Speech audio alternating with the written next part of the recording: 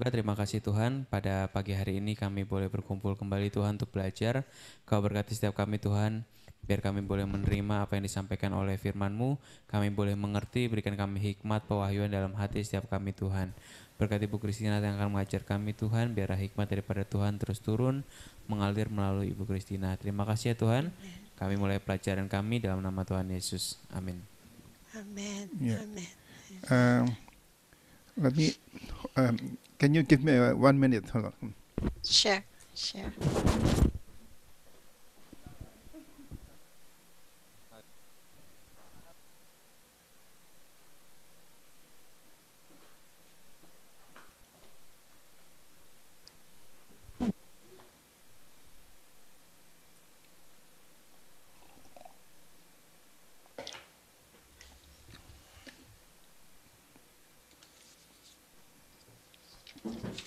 Ya, selamat pagi adik-adik semua. Ini pelajaran daripada Pastor Christina yang terakhir untuk tahun ini. Jadi apakah saudara-saudara sudah belajar cukup banyak selama beberapa bulan ini ya? Mari kita sekarang belajar lebih lanjut untuk pelajaran yang ke-6. Do you want me to show the... Yes, please. Yes. See, where is that?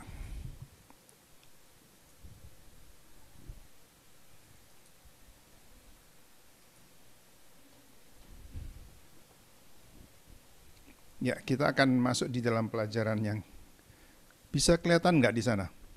Kelihatan, Pak. Bisa Kelihatan Pak. ya, Kejadian bagian 1 pelajaran 6. Okay. Did you start from the beginning, or we already, or you want to review just quickly? I think we haven't started. Oh, Lesson yeah, six, you haven't right? started. Yeah. Okay. Yeah. So we'll just go straight in. But there is a summary. Yeah, the summary for last week. Summary yeah, daripada correct. yang That's the one. minggu yang lalu, pelajaran yang kelima. So these are the main foundation that you need to remember from the last lesson. Ya, jadi melalui pelajaran yang lalu kita sudah di sini adalah ringkasan dasarnya, summary daripada pelajaran 5. So the first one is that we have this biblical pattern of the pattern of ascending and descending that is it's of spiritual significance. Jadi di situ ada prinsip yaitu naik atau turun, maksudnya meningkat atau merosot, itu seperti kerohanian kita di dalam arti rohaninya. All right. So you will have example like Jesus. Jacob. When he had this dream of the ladder that goes to heaven, and there were angels descending and ascending. Jadi di situ kita lihat misalkan pelajaran daripada Yakub yang tidur di atas bantal batu itu di Betel, dan kemudian ada pemandangan malaikat-malaikat turun naik. Kita di situ lihat ada prinsip atau pola daripada naik dan turun itu. So watch out for this pattern as you study God's word. Mari kita akan perhatikan ini waktu kita mempelajari akan Alkitab. Kita selalu dihadapkan kepada ini pola naik dan turun itu. All right. The next foundation that we need to remember is that God is the only one who has the authority to set things apart as holy because He's holy. Jadi di situ kita juga melihat bahwa hanya Tuhan yang menetapkan atau mempunyai otoritas satu-satunya untuk menentukan apa yang kudus, karena Allah itu kudus. And remember, He set apart day 7 as holy, and that day 7 is called the Sabbath, and that was given as a gift to man to rest in Him. Jadi Allah menetapkan hari ke-7 sebagai hari yang kudus yang dikuduskan oleh Tuhan, hari Sabat yang diberikan kepada manusia untuk mendapatkan perhentian di dalam Dia. Coba saya mau tanya, adik-adik semua sudah punya ini ya, presentasinya ada ya, semua udah Ada, Pak. ada, oke. Jadi bisa kalau perlu membuat catatan-catatan silahkan aja. And then the final one is we have mentioned this in the studies on the priesthood. Priesthood in believers, we emphasize a lot about how God created man as a tripartite being, body, soul, and spirit. Ya, jadi di situ Allah menciptakan manusia dengan 3 yang adalah satu tripartite itu ya, tubuh, jiwa, dan roh itu. And this is very important for us to understand because God's relationship with us, you know, He relates our body, soul, and spirit, you know, they are all in one way or another is related to God's, dealings with us. Jadi selama kita itu mempelajari sifat manusia ini, yaitu 3 unsur, yaitu tubuh, jiwa, dan roh itu, kita juga bisa mengerti bagaimana. Can you repeat the last one, the last, so that you so that, you know, when God deals with us, He includes our body, soul, and spirit. So Jadi it's not just one part. Yeah. Jadi pada waktu Tuhan itu berurusan dengan kita, maka Tuhan itu berurusan dengan 3 unsur daripada manusia, yaitu tubuh, jiwa, dan roh. Alright, so now we go to the lesson, chapter 2, verse 8 to 14. Kita masuk di dalam pelajaran. The next slide, is that the next slide? Yes. Yes. Yeah, Jadi kita masuk di dalam slide yang berikutnya, yaitu pasal 2 ayat 8 sampai 14. So if could different people read. Jadi masing-masing coba membaca satu ayat, silakan. Kejadian 2 ayat 8. Selanjutnya Tuhan Allah membuat taman di Eden di sebelah timur. Disitulah ditempatkannya manusia yang dibentuknya itu. Ayat yang 9, lalu Tuhan Allah menumbuhkan berbagai-bagai pohon dari bumi yang menarik dan yang baik untuk dimakan buahnya, dan pohon kehidupan di tengah-tengah taman itu, serta pohon pengetahuan tentang yang baik dan yang jahat.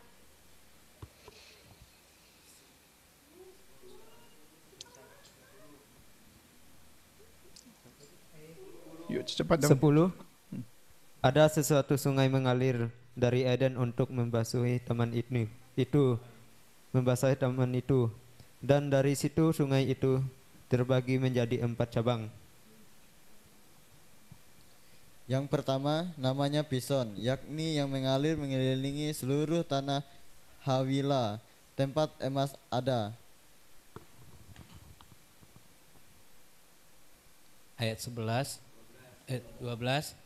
Dan emas dari negeri ini baik, di sana ada damas, bedola, dan batu krisopras. 13. Nama sungai yang kedua ialah Gihon, yakni yang mengalir mengelilingi seluruh tanah Kus.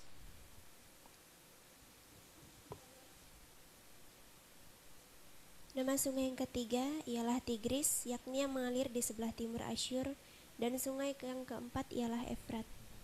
Okay, thank you. Yeah.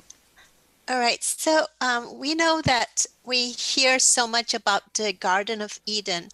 Now, there is a difference between the Garden of Eden and the land of Eden. Jadi ada beda, kita banyak mendengar mengenai Taman Eden itu, Taman Firdaus, itu ada beda antara Taman Eden dan Tanah Eden. Ada beda ya. Yeah, so the land of Eden is like a regional area. For example, Kalimantan Barat Barat, is a regional area, okay? So the land of Eden is such that, and the Garden of Eden was within the boundaries of the land of Eden. Jadi kalau saudara bisa bayangkan, misalkan Taman Eden itu tanah Eden itu misalkan Kalimantan Barat, itu daerah regional ya, daerah regional Kalimantan Barat. Tapi Taman Edennya itu ada di dalam tanah Eden. Jadi seperti kalau Singkawang begitu ada di dalam Kalimantan Barat begitu.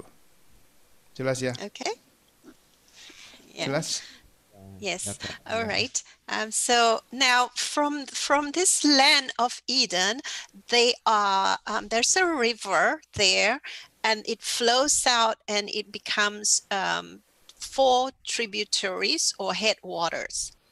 Jadi di situ ada 4 mata air dari mengalir dari Taman Eden, yaitu ada 4 mata air di situ disebutkan. And so the first one is Pishon, which is actually the Nile River. That is the river you hear about in Egypt. Jadi kata pertama adalah Pishon atau Sungai Nil. Itu mengalir di Mesir ya. And then you have the Gihon, which historically refers to Ethiopia. And recently they found a spring in Israel, which is called the Gihon source. Ya, jadi Gihon itu menurut sejarah itu di dekat Ethiopia, di Ethiopia. Tetapi akhir-akhir ini diketemukan mata air di Gihon di Israel. All right, then you have the third river, it's Hiddekel, which is the Tigris River.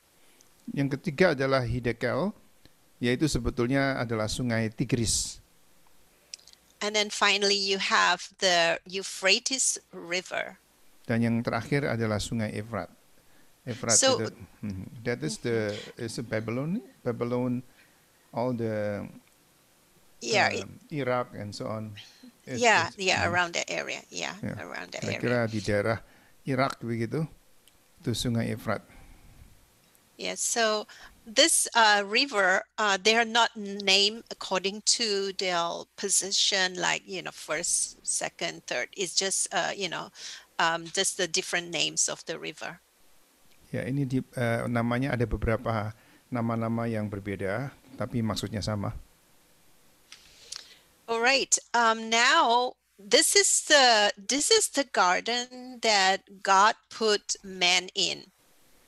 Ini adalah taman di mana Tuhan menempatkan akan manusia itu di situ.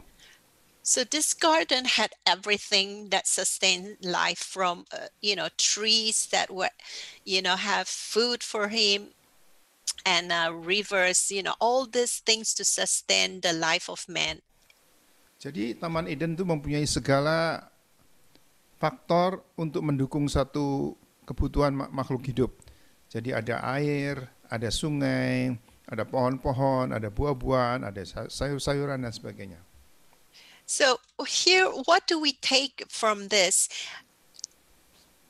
Jadi, we need to see that God loves us so much that he wants to take care of all our basic needs to make sure that our lives are sustained. Ya, itu Tuhan itu ini memberi arti bahwa Tuhan itu sangat mengasihi kita sehingga segala kebutuhan umat manusia itu dipenuhi. Kebutuhan bukan hanya kebutuhan rohani, kebutuhan jasmani pun Tuhan akan genapi. Ya, itu saudara-saudara harus percaya itu. Kasih setia Tuhan itu lebih daripada hidup, ya. Semua yang diperlukan untuk hidup Tuhan akan genapi, akan cukupi. So what happens is when you have lack of food, many times it has to do with man's destruction of nature itself. Jadi kalau sampai ada kekurangan makanan, bahan makanan, ada kelaparan, itu sebetulnya manusia yang sudah salah, sudah berdosa, yang menyebabkan kerusakan daripada sistem ini sehingga tidak ada makanan. But yet God is able to, work miracles and, be able to sustain us in our lives. Tetapi itu meskipun kita bersalah dan kita merusak akan lingkungan kita dan menyebabkan kerusakan dalam sistem makanan, tetapi Tuhan itu dengan penuh kasih masih bisa memulihkan gitu untuk supaya tetap masih bisa terjadi sistem makanan itu bisa dipulihkan. Yeah, and one of the other thing we have to note is that this Garden of Eden, the sustenance that was there was for man. It was not for any other entities like spirit things. It was meant for men. Jadi kalau kita lihat di sini Taman Eden itu diciptakan untuk manusia, Jadi bukan untuk roh-roh yang mana, yang jahat, yang sebagainya itu tidak. Tetapi diciptakan untuk manusia. Okay, that's important for us to know because why was the Nahash, remember the serpent going there? He has no right going in there. Jadi saudara ini penting sekali bahwa Taman Eden itu diciptakan untuk manusia. Tetapi kemudian ada pertanyaan, kenapa kok sampai nahas atau serpent atau si ular itu bisa masuk ke dalam Taman Eden?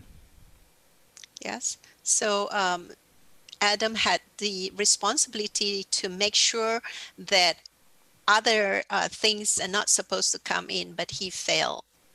Jadi Adam itu diberi kuasa, diberi perintah, diberikan tugas oleh Tuhan untuk memeliharakan dan menjaga akan Taman Eden ini, tapi Adam telah gagal di dalam pelaksanaan tugasnya sehingga memperbolehkan nahas atau ular yang jahat itu bisa masuk ke dalam Taman Eden dan mengganggu akan Hawa ya. So I want to, before I go to the next section, I want to ask you, how do you think even in Kalimantan itself, how do you think man has kind of destroyed some of the things that God has created? Coba saya mau tanya ya, sebelum kita melanjutkan, sedangkan di Kalimantan sendiri coba sudah jawab ya. Apakah manusia itu juga merusak lingkungan, merusak tanah, merusak tanaman, merusak kebun-kebun dan sebagainya itu? Coba pendapat saudara gimana? Kalau di Kalimantan Pak, ya deh sangat merusak sekali Pak. Soalnya dia kan di Kalimantan terkenal dengan tempatnya tambang emas Pak. Jadi daerah di sekitar di Singkawang sini sekarang daerahnya udah datarnya tuh udah segala pohon-pohon tuh udah jarang, enggak terlalu padat gitu. Sekarang udah banyak, udah dataran pasir, sepanjang pasiran Pak. Ya, human being or men in Kalimantan were destroying the ecosystem, destroying the nature, and try to get, especially near Singkawang, we have gold. And so they are mining. They try to get they are trying to extract gold, but by doing that, is cutting all the trees and all the destroying all the environment, and now is less and less of plants and greens, and becomes just like in the wilderness. Yeah. So what do you think, what can we do when things like that happen? Is there a way that we can replace trees, for example? Apa yang saudara pikir? Apakah kita bisa mengurangi atau bagaimana supaya penghijauan kembali atau menanam kembali atau gimana ya? Apa ada? Kalau kalau di sini Pak agaknya kayak kalau untuk kembali nanaman kembali kurang itu mungkin tipis Pak. Soalnya itu tambang emas di sini kan mata pencarian mereka Pak. Hmm, it's unlikely to have a replanting of the plants here because the gold mining the is their income. Okay. Yes, their income. So it's very hard. Yeah. Yeah. So these are some of the problems that we have, we, for income, for economy, we do one thing and then we destroy something else. And livelihood is important, yeah, but but we need to, like when you do farming, after you cut the trees down, you plant, say, for example, paddy, and then, you leave it for a while and then you let the trees, let the land rest like a Sabbath and grow trees and little things we can still do, yeah. Ya, misalkan ya contohnya kalau kita tuh harus memberi kesempatan bagi tanah itu untuk menyembuhkan luka-lukanya kembali ya. Jadi misalkan kita menanam padi, setelah kita memotong, setelah kita menanam, menabur, menuai, lalu kita tinggalkan sebentar gitu, ada rest, ada seperti ada sabat begitu, supaya itu bisa disegarkan kembali begitu. Yeah, so that's a lot of that's how you can see what sin can do to the environment and even the waters. When the water is polluted, the fish die, or when you eat those fish, sometimes it hurts you. So many things, you understand what sin has done to what God has created. Jadi karena tatanan daripada Tuhan itu dirusak oleh dosa, oleh manusia yang berdosa itu seringkali merusak lingkungan, kemudian lingkungannya menjadi rusak dan beracun, timbul polusi, kemudian ikan-ikannya juga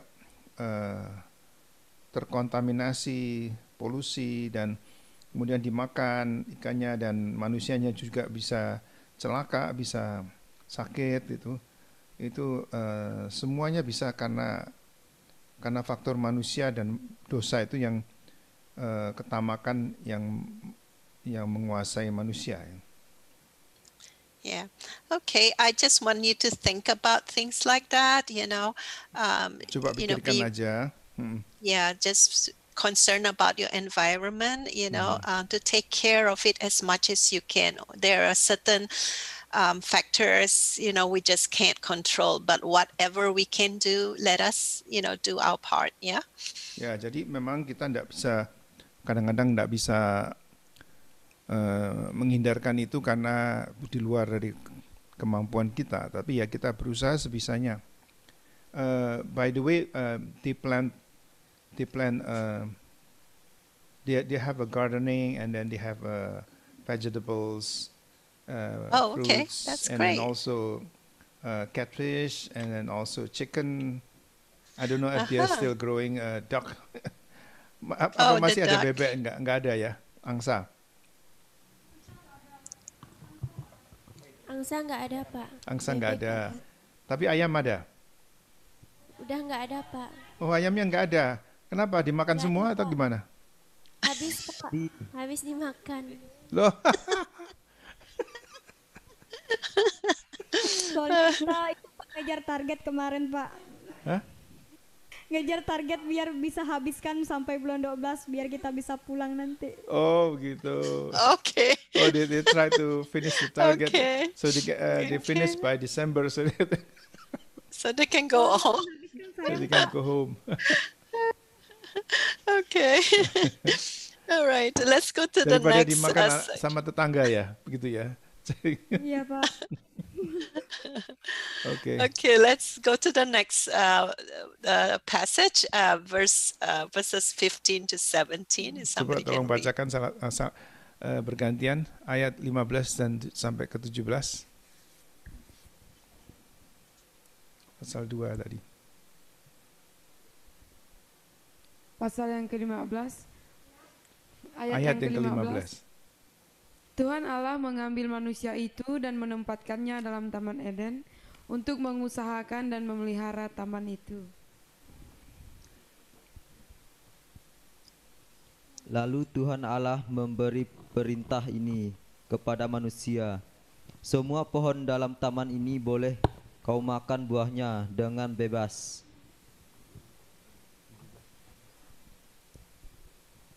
Tetapi pohon pengetahuan tentang yang baik dan yang jahat itu janganlah kamu makan buahnya, sebab pada hari engkau memakannya pasti engkau mati. Okay, thank you. Yeah. The picture that you're seeing is actually my cousin's friend's paddy field. Oh, in Sarawak. Yeah. Ini gambar itu adalah sebetulnya teman kemenakan begitu di daerah Sarawak ya. Yeah, this is what they call wet paddy. Ini adalah padi basah, tanaman padi yang basah. Okay, here I want you to note that because Adam was formed out of Adama, which is the ground, so there is a relationship between Adam and the ground.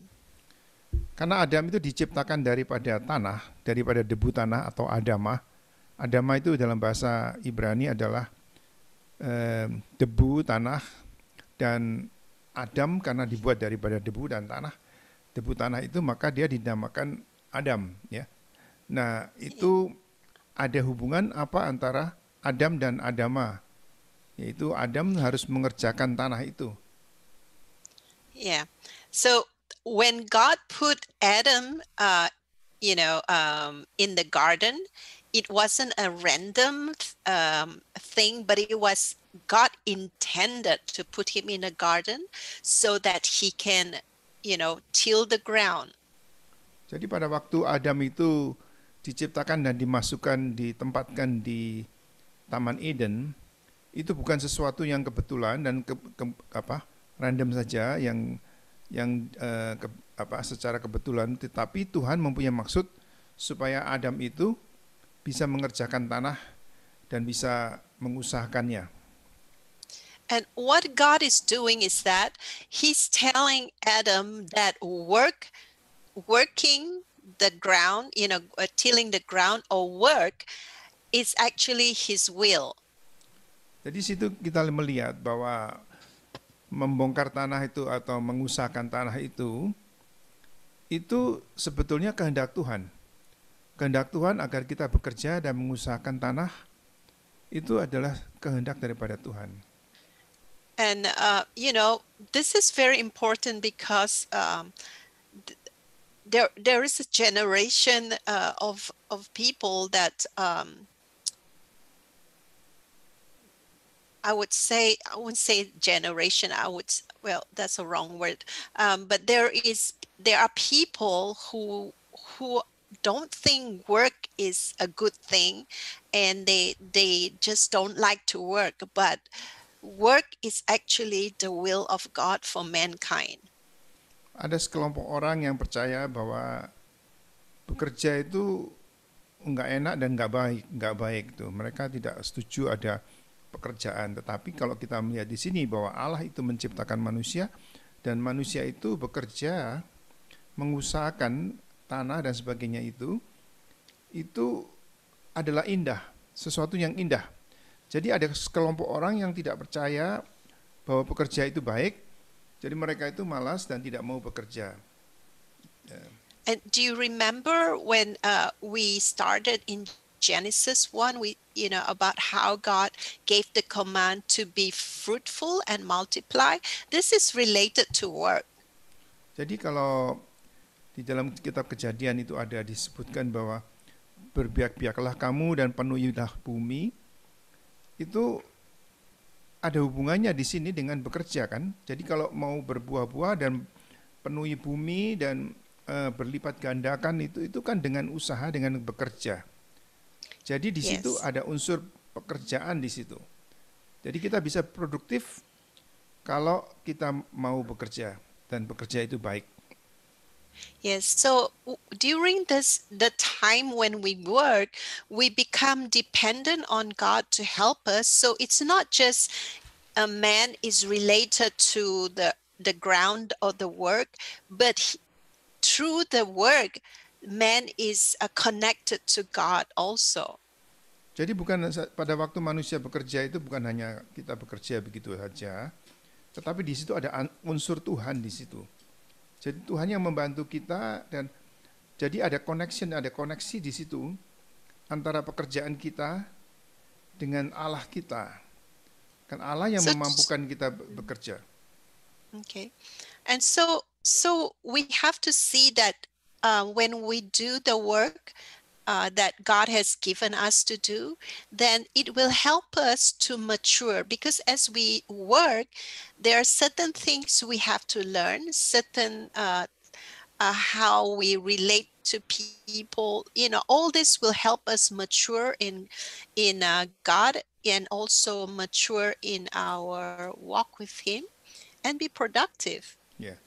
Jadi kalau kita itu di dalam pekerjaan itu di dalam pekerjaan itu kan Tuhan berkenan, dan di situ kita melihat bahwa itu membuat kita itu menjadi dewasa, kita menjadi matang, kita menjadi dewasa di dalam pekerjaan itu dan mendorong kita. Dan misalkan nanti kita itu waktu bekerja, kita harus merenungkan, harus memikir bagaimana yang baik, bagaimana produktif, kita pikirkan hubungan dengan orang lain bagaimana itu.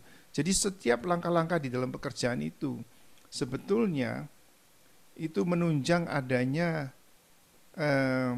kematangan atau kedewasaan kita juga begitu. Karena kita tidak bisa aja langsung bekerja itu tanpa memikir, tanpa mengembangkan itu. Nanti tidak produktif atau tidak kan ada salah dan sebagainya. Tetapi kalau dengan mengembangkan akan pikiran kita, usaha kita, minta hikmat daripada Tuhan, hubungan dengan satu sama lain, maka bekerja itu indah dan itu yang dikehendaki Tuhan. Yeah, for example, when we were in Bible college, in the early days, so we have like y'all, we have guys and girls, and every one of us have to cook. We have schedule to cook. And there's some people, they don't know how to cook, but because it's part of their schedule, they have to learn how to cook. So by the time they finish college, they know how to cook. Ya, misalkan saja di dalam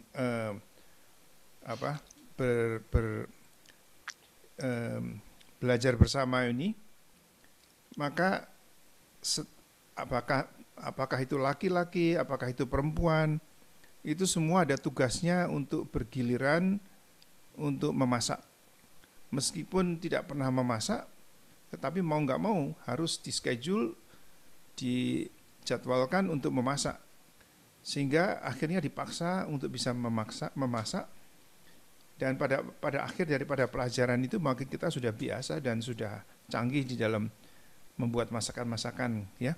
Begitulah itu. Jadi di situ ada karya itu indah, karya itu bagus, dan Tuhan memerintahkan kita untuk mengusahakan dan mengusahakan akan bumi ini. So one of the tests for us is that when we are given something to do and either we don't like it or don't want to do it, then we have an attitude that we have to ask God to help us. Because when we are given something to do, whether we like it or we don't know how, then that is that is a time that we can become mature, we can learn and become better. So that's Misalkan- why work is very important. Ya, misalkan saudara-saudara dikasih tugas itu melakukan sesuatu, mungkin sulit atau saudara tidak pernah melakukannya, ada rasa penolakan kan? Nah, di situ kita tuh harus bertanya, minta hikmat daripada Tuhan, minta pertolongan daripada Tuhan supaya bisa melakukan itu, sesuatu yang kita tidak pernah lakukan. Dan di situ itu kita jadi belajar, kita menggali, kita berusaha, kita menjadi lebih dewasa, dan kita lebih berkembang dan mengembangkan diri kita. Akhirnya kita dari tidak bisa menjadi bisa, dan dari situ ada faktor Tuhan juga yang memampukan kita, memberikan kita kebijaksanaan bagaimana caranya dan sebagainya. Jadi Yes. kerja itu baik. Yeah. All right. So, encourage you. I don't know what, what responsibility you all have aside from your classes and studies, whatever it is, look at it in a positive way. Jadi kalau selain apa yang saudara harus lakukan itu belajar, berdoa, meditasi, merenungkan, menyiapkan firman Tuhan dan sebagainya itu, selain itu kalau ada tugas-tugas yang lain, coba minta berkat hikmat Tuhan, lakukan dengan baik juga, dengan setia, dengan rajin, ya itu semua itu baik dan Tuhan menghendaki itu juga untuk membangun karakter kita. Right. And the other point here in this passage is that there has been, a belief that, those who are serving God in a ministry, they are the spiritual ones, and their work it's more meaningful spiritually, and that those who work like in offices, and those are not spiritual, but that's not true. Jadi kalau pernah ada suatu ada kepercayaan, jadi kalau pekerjaan-pekerjaan yang rohani seperti di dalam gereja atau melayani dan sebagainya itu dianggap seperti lebih penting daripada kalau saudara bekerja di luar gitu, kerja bertani atau bercocok tanam atau apa begitu.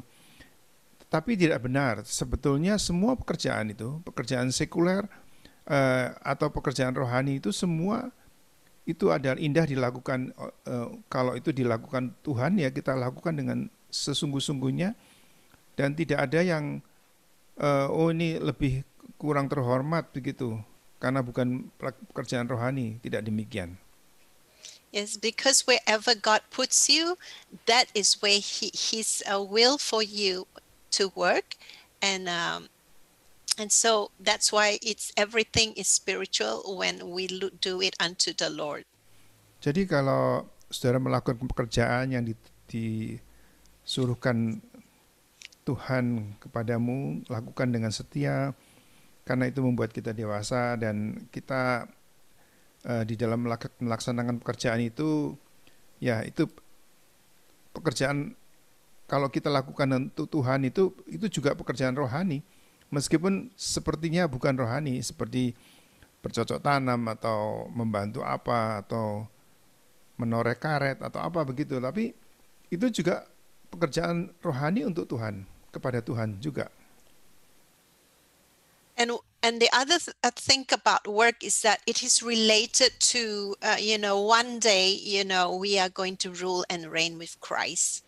Dan itu juga berhubungan karena ada satu janji dari Tuhan, pada satu saat kita akan memerintah bersama-sama dengan Tuhan, dan kita itu akan memerintah itu artinya mengusahakan dan mengatur segala sesuatu, mengorganisir bersama-sama dengan Tuhan. Jadi kita harus membiasakan diri untuk bekerja juga. Yes. So if we are not willing to do the work that God has given us, then how are we going to rule and reign with Him one day? Jadi kalau kita tidak mau melakukan pekerjaan-pekerjaan itu, maka bagaimana kita itu bisa bersama-sama memerintah bersama-sama dengan Tuhan kalau kita tuh enggan, segan untuk melakukan pekerjaan-pekerjaan yang kita anggap seperti tidak rohani. Alright, let's go to the next slide, and it's still Kita akan talking about coba work. kita belajar juga mengenai pekerjaan ini. And so here, you look at the title, it says work to add value. Jadi judulnya adalah pekerjaan untuk menambah nilai. Eden, the name Eden has a meaning that alludes to being beautiful and to adorn, like adornment, make it beautiful with something. Jadi Eden itu sebetulnya mempunyai arti indah dan mengagumkan. So here we see that when, Adam working in Eden, he's supposed to add value to it by making it beautiful and just doing something that it will make it beautiful. And so the other part of it is that in making it beautiful, there is like you adore God as you serve Him, you give Him praise. Jadi di dalam pekerjaan untuk yang mengagumi Allah, kalau kita melihat ciptaan Tuhan, itu memberikan pujian dan hormat pada saat kita melayani Dia. If we can look at work as worship, as a praise and honor to God, then our attitude towards work will be different. Kalau saudara tuh memandang bekerja atau pekerjaan itu sebagai satu bentuk pengagungan, sebagai satu bentuk penyembahan kepada Tuhan, maka saudara, kalau saudara bekerja itu saudara bisa lain sikap saudara. Karena saudara mengetahui bahwa justru di dalam waktu saudara bekerja itu justru Anda itu juga menyembah Tuhan di dalam pekerjaan saudara.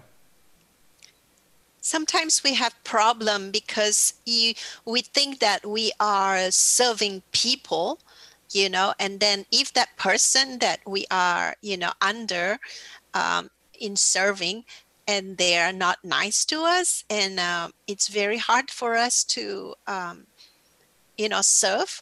But if we can change our attitude and see, in spite of that, we are actually serving God, then it will change us. Jadi kalau kita tahu bahwa kita itu menyadari bahwa kita bekerja itu adalah menyembah Tuhan di dalam apa yang kita lakukan itu dengan sungguh-sungguh dan di dalam bentuk penyembahan kepada Tuhan, kita itu lain, sikap kita itu lain pada waktu kita bekerja. Okay, half-heartedness does not add value to your work. Kalau kerja setengah hati, itu tidak memberi nilai di dalam pekerjaan Anda. When we are half-hearted doing work, it affects other people. When people see we are half-hearted, then it either makes them upset or it makes them half-hearted too. And that's why, it does not add value to the work.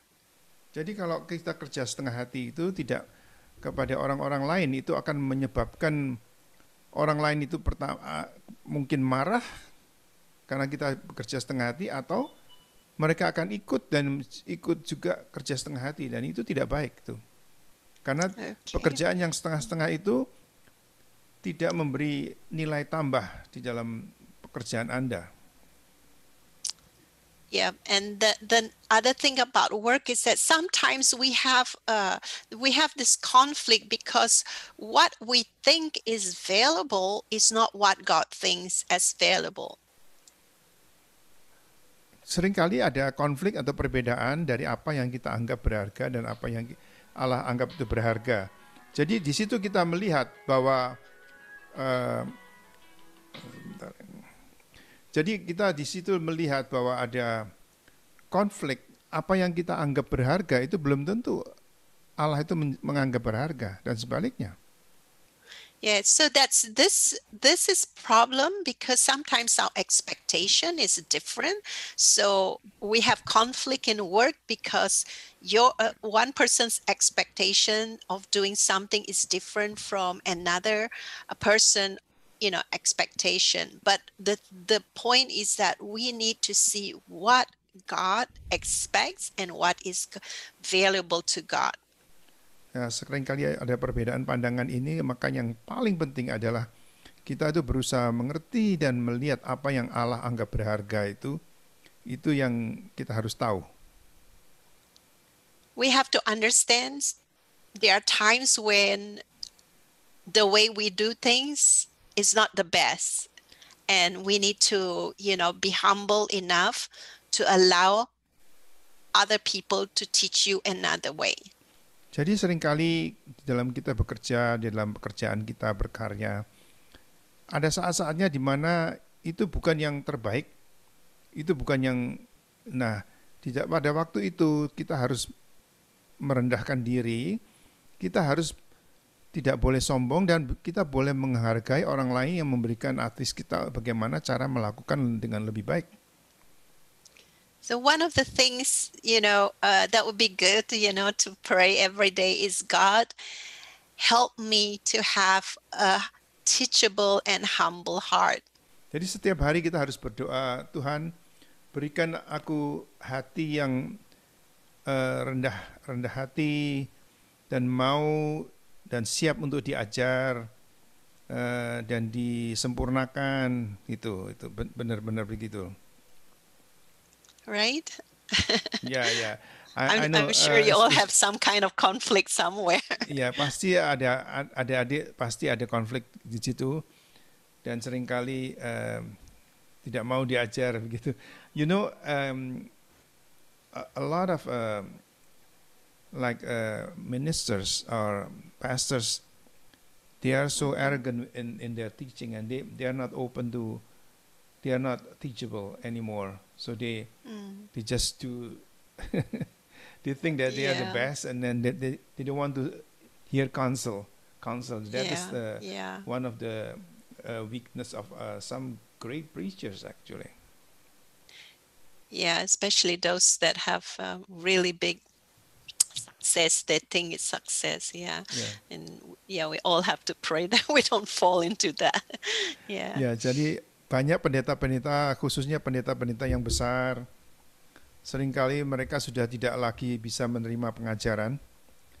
Mereka menyatakan diri itu benar sendiri dan lonong begitu aja, tidak bisa menerima advice dari atau pendapat daripada teman-temannya atau lain atau mentor-mentornya juga begitu. Jadi itu adalah, jangan sampai kita terjebak demikian pada saat nanti saudara pada satu saat menjadi lebih besar, hamba-hamba Tuhan yang dipakai yang besar, saudara tetap harus rendah hati dan harus setiap saat itu siap untuk menerima pengajaran, penghiburan dan ataupun teguran-teguran daripada teman-teman mentor-mentor saudara. Amin. So there's a Hebrew word. This one you all have actually learned in the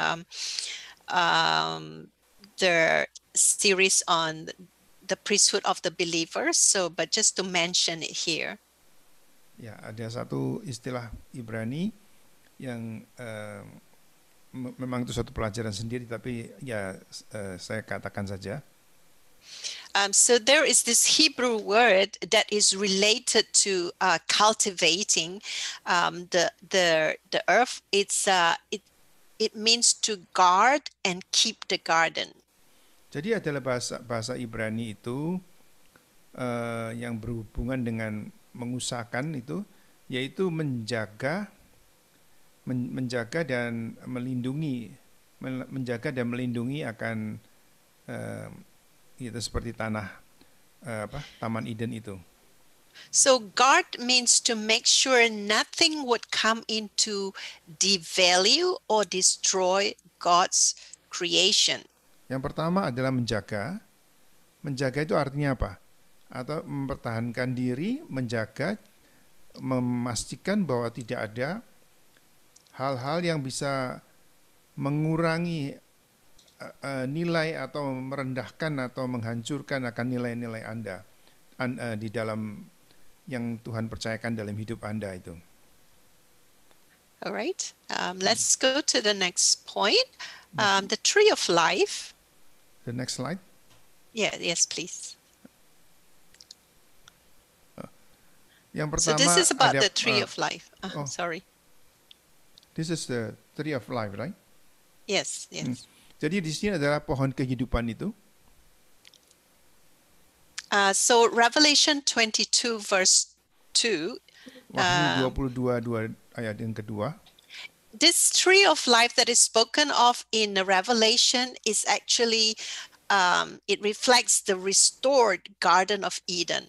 Jadi Wahyu 22 ayat kedua mengenai pohon kehidupan itu mencerminkan akan Taman Eden yang telah dipulihkan itu. So here, this tree of life, we can see God's redemptive plan for humankind in Jesus. Jadi di sini adalah rencana penyelamatan penebusan daripada Kristus itu di dalam kehidupan kita orang yang Taman Eden yang telah jatuh di dalam dosa itu. And why is it called the tree of life? And why is it connected to Jesus? And we'll see that in Isaiah 11 verse 1. Jadi kenapa kok itu disebutkan pohon kehidupan dan mempunyai connection atau mempunyai koneksi dengan Yesus itu Tuhan, itu terdapat di dalam Yesaya 11 ayat yang pertama. It's very interesting, I've been teaching Genesis with other groups too, and one of the group, they were telling me, several of them in that group told me that they've never in their church life, even from Sunday school all the way to adult, they have never heard about the tree of life being connected to Jesus.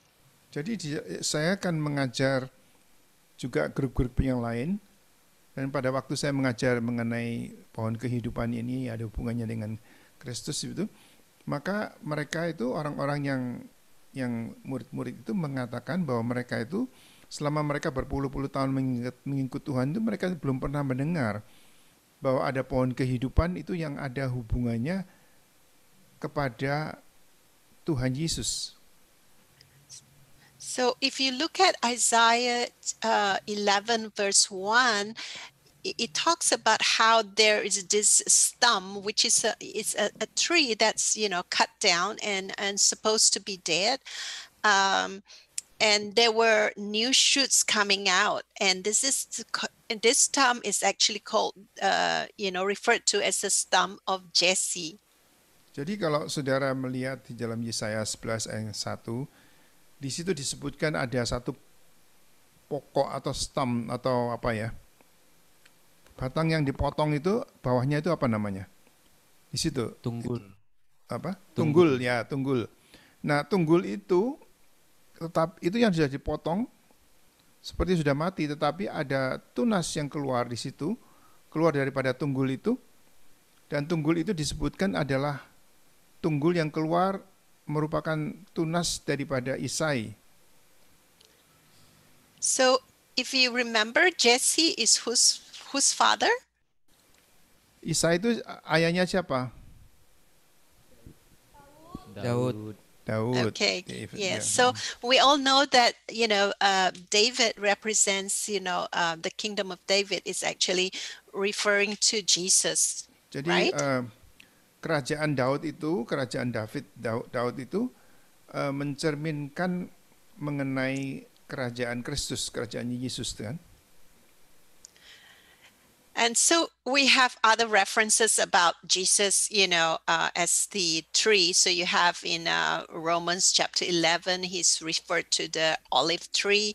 And then in John 15, he's referred to as the vine. Jadi kita melihat juga beberapa referensi mengenai Yesus itu. Di Di dalam Roma 11 ayat 16 dan 18 mengatakan Yesus adalah pokok zaitun. Dan kemudian Yohanes 15 Tuhan Yesus sebagai pokok ara. So and from this, we were talking about the stump. There's shoot coming out. So you can see from that symbol that this tree, that tree becoming alive symbolizes that Jesus, he was dead and he resurrected. So you can see all the symbols about tree of life referring to Jesus. Jadi pohon kehidupan ini yang dituliskan di situ tadi misalkan di dalam Yesaya 11 itu adalah tunggul yang di mana ada sang tunas yang keluar dari pokok Isai. Isai itu adalah mencerminkan akan Raja Daud, kerajaan daripada Daud. Dan itu dari tunas yang muncul dari pohon yang sudah mati itu mencerminkan kebangkitan daripada Kristus itu. Jadi ini hubungannya adalah pohon kehidupan itu adalah Kristus sendiri. Okay, so you clear about the tree of life, yeah. Jadi jelas nggak ya pohon kehidupan ya? Anda ngerti ya? Jelas. Okay. So now let's go to the next slide, the tree of knowledge of good and evil. Sini adalah yang pohon yang kedua yaitu pohon pengetahuan yang baik dan buruk. So here we want to understand that there's nothing wrong with the fruit of this tree of the knowledge of good and evil, but it has to do with man's disobedience to the command of God. Jadi sebetulnya tidak ada yang salah di dalam pokok pengetahuan baik dan buruk, tetapi sebetulnya ketidaktaatan daripada manusia itu di situ kelihatan sekali. Itu adalah mencerminkan tadi pohon pengetahuan yang baik dan buruk tadi. And there is a seriousness. So when we think about the tree of the knowledge of good and evil, think about disobedience to God's command and how serious the sin of disobedience. Jadi kalau saudara berpikir ya, coba saudara bayangkan bahwa keseriusan dosa, ketidaktaatan itu adalah mempunyai efek yang berlipat-lipat dan itu adalah serius sekali. Ketidaktaatan manusia kepada Allah. So we know that the consequences of disobedience. It starts with spiritual death, being separated from God, and it also have physical death. Our body starts to not disintegrate. It goes through some corruption, and that's why in the end we do die. Jadi kita melihat di sini bahwa konsekuensi daripada ketidaktaatan itu adalah kematian rohani, yaitu dijauhkan dari Allah, dan kemudian ada kematian jasmani di mana jasmani kita itu menjadi corrupt atau rusak. Jadi ada penyakit-penyakit yang keluar di situ karena terjadi kerusakan dan terjadi corrupt di situ, dan akhirnya ujung-ujungnya adalah kematian jasmani. Yeah, so our body start aging, it goes through that aging process. Maka tubuh kita itu mulai gejala penuaan begitu. Jadi akhirnya mati, akhirnya rusak dan kemudian mati. So our sin does not just affect us, it will affect others. Jadi dosa, even those we love, ya, dosa itu tidak hanya mempengaruhi kita sendiri, tetapi juga orang-orang yang lain, orang-orang yang kita kasihi. And then we know that disobedience, when we disobey, we sin, we are not sinning against a God that is a tyrant, a mean God, but we are actually rebelling against a God who loves us, who is merciful and loving towards us. And that's why it's so serious. Itu sangat serius sekali karena kita itu berontak itu bukan berontak kepada seorang penguasa yang jahat, yang tirani, yang kejam dan sebagainya itu. Tetapi justru kita itu berontak kepada Allah yang sangat mengasihi kita, yang betul-betul menyayangi kita itu. Jadi itulah akibat daripada dosa itu dan pemberontakan itu.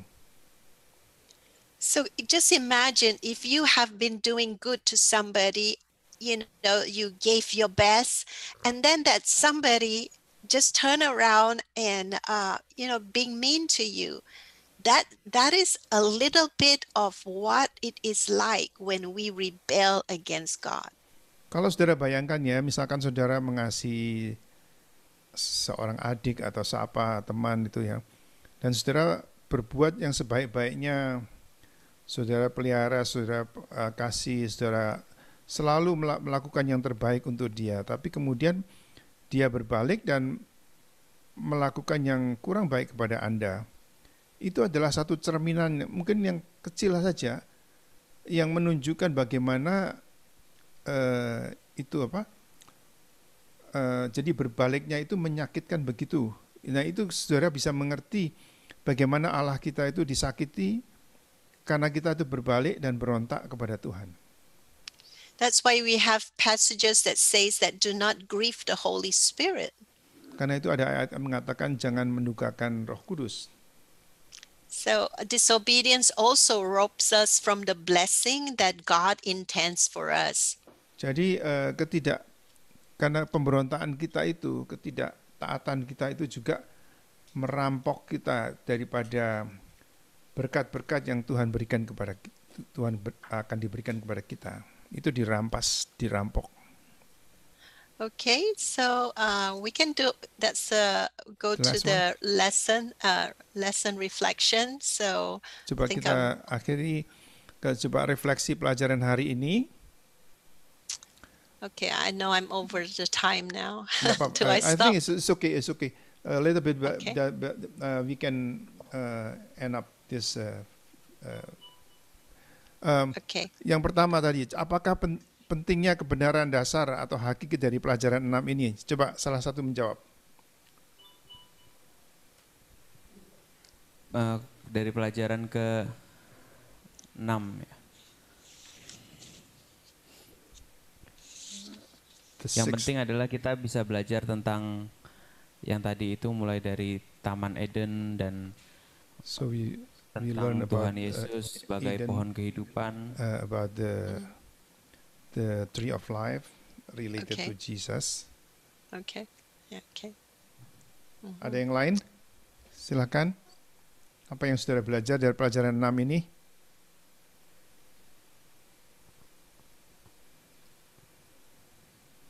Tentang itu juga Pak, tentang Adam dan Adama tadi itu. About Adam and Adama, the relationship between the first man and the land. And also about work. Bekerja ya. Yeah, the work is the will of God, is a beautiful and is a blessing from God. Yeah. Okay. Yeah, looks good. Yeah. I Nomor think 2, the second one. Yeah. Who planted the garden and where is it located? I think that's so straightforward. Siapa menanam di Taman Eden dan lokasinya di mana? Who plant in the garden or who planted the garden? Yeah, the garden. Siapa yang menanam Taman Eden itu? Allah, Pak. Allah. Yes. Dan lokasinya di mana? Di Tanah Eden. Tanah Eden di muka bumi kan? Ya. Iya, Pak. Bukan di surga loh ya. Bukan. Hubungan apa antara manusia dengan tanah tadi sudah dijawab oleh Agape. Apa? Coba yang lain bantu jawab juga. Hubungan manusia dengan Allah sangat dekat sekali, Pak. Karena maksudnya manusia dan tanah, Pak. Bukan itu maksudnya. Adam dan Adama tadi. Adam dan Adama ya. Okay. That's good. Ya. Bagus. So what's the value of Apakah nilai work? kerja pada manusia itu?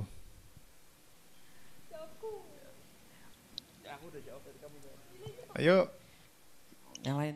yang lain jawab dong. Yuli, jawab Yuli.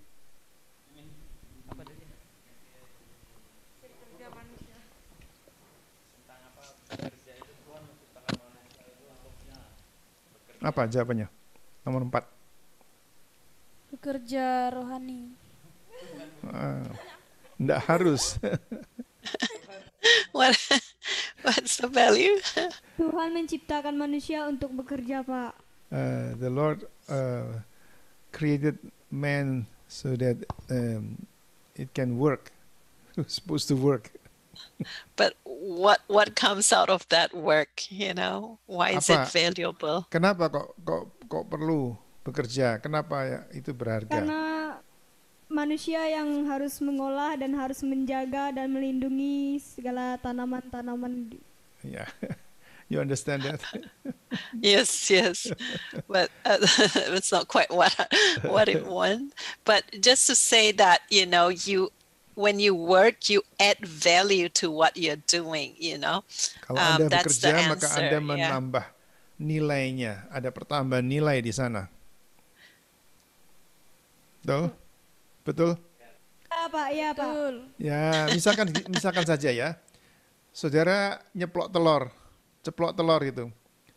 Telurnya itu kan saudara ceplok itu saudara masak gitu. Kan ada penambahan nilai. Jadi nilainya sekarang bisa mengenyangkan saudara dan memberikan kehidupan dan sebagainya. Semua itu ada pertambahan nilai di sana, ya, bukan hanya itu kerjanya sederhana itu. Ya. Okay. Sebutkan So 4 mata air yang bercabang dari sumber mata air utama di Eden. Yang pertama Pison, yang kedua Gihon, yang ketiga Tigris, yang keempat Efrat. Ya. Okay, that's good. Bagus. Okay. Berapa banyak pohon yang baik untuk dimakan? Semuanya, Pak, yang kecuali pohon yang pengetahuan yang baik dan yang jahat. Ya. Good. So what are the 2 trees? Apa nama dari 2 pohon di Taman Eden yang sudah diberikan nama itu? Pohon kehidupan dan pohon pengetahuan yang baik dan yang jahat. Ya, betul. Okay. 8. What do you want? You want No, to add something? just a No? question. No, just ask. 8. Jelaskan secara ringkas pohon kehidupan dan hubungannya dengan Yesus. Ayo, ada yang bisa menganalisa tadi? Yang tadi itu Pak, bagaimana dalam Yesaya dikatakan kalau Yesus adalah tunas Daud ya, tunas Ya. Daud dari tunggul Isai. Isai. Ya. Ya. Yep, good. Yeah. Good. Jelaskan So- secara ringkas pohon pengetahuan baik dan jahat. Apakah itu pohonnya jahat atau gimana gitu? Bukan pohonnya yang jahat, Pak, tapi ketaatan dari diri kita lagi, Pak. Iya, betul. Kita yang nggak taat. Ya, terima kasih. Aduh, bagus sekali ya. Ini Good adalah job. pelajaran yang terakhir tahun ini daripada Sister Christina. Terima kasih, Sister Thank Christina. you, Terima thank kasih you. dan Anda akan ingat terus pelajaran ini selama Anda melayani ya. Jadi kalau nanti ditanya-tanya, saudara bisa menjawab. Jangan seperti itu tadi, orang-orang yang tidak ngerti itu antara hubungannya pohon kehidupan itu dengan Kristus itu apa hubungannya gitu ya. Tahu ya. Oke, yuk. Oh, Gimana salah satu berdoa? Atau Pak Yonatan mau berdoa atau mau mulai pengutusan atau gimana? Oh, oke. Kita doa dulu ya untuk menutup. Tutup aja dulu. Tutup dulu ya. Kita doa tutup dulu. Ya, saya mau berdoa lah untuk adik-adik semua ya. Tuhan, terima kasih atas 1 tahun ini kami menyelesaikan pelajaran-pelajaran yang berakhir dengan baik Tuhan, dan Engkau melindungi akan internet dan bisa dipakai untuk distance learning. Ini bisa mengajar dari San Francisco, dari Houston, dari LA, Los Angeles, dari Purwokerto, dari Hargelis, dari Makassar, dari mana-mana, dari Manado, dari mana-mana, dari Jakarta dan sebagainya. Ya Tuhan, kami berterima kasih bahwa kami boleh memakai teknologi ini untuk membesarkan nama Tuhan. Dan kami berterima kasih Tuhan bahwa tahun ini kira-kira 2000 jam pelajaran itu boleh diselesaikan dengan baik. Dan Engkau memberkatinya Tuhan, dan kami tahu bahwa seperti yang Kau katakan bahwa firman-Mu itu tidak akan kembali dengan sia-sia. As the rain and the snow come down from heaven and do not return to it without watering the earth. Kalau ada salju dan air hujan itu datang dari surga dan membasahi bumi, tidak akan kembali dengan sia-sia. Begitu pula firman-Ku yang telah kusampaikan kepadamu itu tidak akan kembali dengan sia-sia, tetapi akan mengerjakan apa yang aku rencanakan. Kami percaya Tuhan, Engkau yang melaksanakannya. It will achieve the purpose for which we send it. You send it, oh Lord Jesus. Kami percaya itu Tuhan akan mengerjakan apa yang Kau lakukan Tuhan dengan anak-anak-Mu ini, dengan adik-adikku semua ini. Berkati pelayanan daripada Pastor Christina juga Tuhan, terima kasih. Dan kiranya Engkau memberkati kami semua Tuhan, memasuki hari-hari yang akan datang. Sebelum kami merayakan akan hari Natal juga Tuhan. Dalam nama Yesus kami berdoa. Amin. Amen. Amen. Amen. Thank you. Hi, Pastor Jonathan. Thank you. Thank you for Oh. all year long. My